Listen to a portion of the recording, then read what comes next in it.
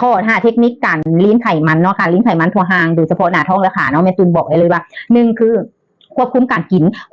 นาทีนี้หมายถึงลดปริมาณนะการกินของที่บ่มีประโยชน์ของหวานของมันของทอดอาหารแต่หูปริมาณลงให้ลดแต่เขาก็ไม่ได้ถึงขั้นว่าให้อดนะเพราะว่าการที่เขาอดเลยทางการมันรู้สึกขาดและให้จะเห็นให้เขารู้สึกห่วยฉะนั้นมึงเขาลดปริมาณการกินให้น้อยลง2คือกินสารอาหารให้เพียงพอแน่นอนถ้าเจ้าอยากลีนไขมันอยากลดไขมันได้คือเจ้าต้องมีอย่างเจ้าต้องมีกล้ามเนื้อ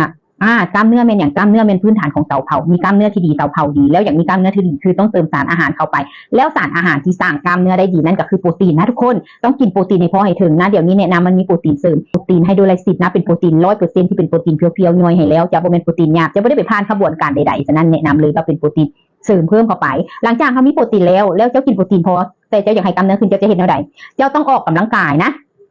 จะต้องออกกำลังกายการที่เขากินโปรตีนในพอแล้วอยากให้กล้ามเนื้อขึ้นเนาะแล้วพอออกกำลังกายแน่นอนว่ากล้ามเนื้อขึ้นบ่ได้การที่กล้ามเนื้อจะขึ้นได้การที่ว่า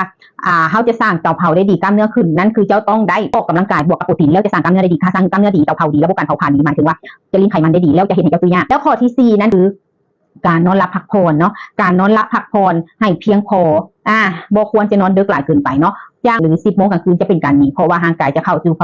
สภาวะหลับลึกเมื่อสภาวะหลับลึกร่างกายจะหลั่งกรดฮอร์โมนออกมากรดฮอร์โมนนั่นแหละจะไปซ่อมแซมแล้วก็ให้ระบบเอาห้องว่าเซลล์การดึงเอาไขมันมาใช้จะได้ดีที่สุดเนาะแล้วข้อเสริมอีกข้อที่5นั้นคือการออกกำลังก